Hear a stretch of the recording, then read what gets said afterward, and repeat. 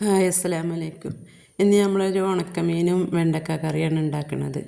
ഇത് ഞാൻ വീട്ടിൽ തന്നെ ഉണ്ടാക്കിയ ഉണക്കമീനാണ്. ഇത് ഇങ്ങനെ ഒരു ബോക്സിലാക്കിയിട്ട് ഒരു ന്യൂസ് പേപ്പർ വെച്ചിട്ട് അതിൽ ഇട്ടിട്ട് അടച്ച് വെച്ചാൽ മതി. അപ്പോൾ ചുവപ്പ് കളറൊന്നും വരില്ല, നല്ല ഫ്രഷായ ഉണക്കമീൻ കിട്ടും. അതുകൊണ്ട് ഒരു കറിയാണ് ഞാൻ വെക്കുന്നത്. ഇനി നമുക്ക് ആവശ്യത്തിന് കറി വെക്കാനുള്ള ഉണക്കമീൻ ഒരു പാത്രത്തിലേക്ക് ഇട്ട് അതിൽ കുറച്ച് വെള്ളം ഒഴിച്ചിട്ട് ഒരു അരമണിക്കൂർ ഉപ്പ് കളയാൻ വെക്കണം. എന്നിട്ട് അരമണിക്കൂർ കഴിഞ്ഞിട്ട് നമുക്ക് കറി വെക്കാം. നമ്മളിവിടെ നിന്നൊരു വെണ്ടക്ക ഉണക്കമീൻ കറിയായിട്ട് വെക്കണത്. അതിന് വേണ്ട സാധനങ്ങൾ: ഉണക്കമീൻ, വെണ്ടക്ക, തക്കാളി, പച്ചമുളക്, ചെറിയ ഉള്ളി, തേങ്ങ. ഇതൊരു ചട്ടി അടുപ്പത്ത് വെച്ചിട്ട് നമുക്ക് അതിൽ എണ്ണ ഒഴിക്കുക. എന്നിട്ട് ഒരു സവാള കുത്തിയരിഞ്ഞത് അതിലിട്ടിട്ട് നന്നായിട്ടൊന്ന് വഴറ്റി കൊടുക്കുക.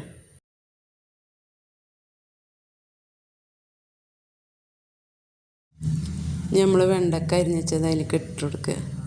പിന്നെ ഒരു 4 പച്ചമുളകും അതും അതിലിട്ടിട്ട് നന്നായിട്ടൊന്ന് ഇളക്കി കൊടുക്കുക. എൻ്റെ ചാനൽ ആദ്യമായിട്ട് കാണുന്നവരുണ്ടെങ്കിൽ സബ്സ്ക്രൈബ് ചെയ്യുക, ലൈക്ക് ചെയ്യുക, ഷെയർ ചെയ്യുക, കമൻറ്റൊക്കെ ചെയ്യുക. നമ്മൾ തക്കാളി അരിഞ്ഞത് അതിലേക്ക് ഇടുക. എന്നിട്ട് നന്നായിട്ടൊന്ന് വഴറ്റി കൊടുക്കുക. അതിന് ശേഷം നമ്മൾ വാളംപുളി കുതിർത്തിയത് പിഴിഞ്ഞിട്ട് അതിൻ്റെ ലേശം ജ്യൂസ് ഒഴിച്ച് കൊടുക്കുക. പിന്നെ ആവശ്യത്തിനുള്ള ഉപ്പിട്ട്, പിന്നെ കുറച്ച് മഞ്ഞൾപ്പൊടി.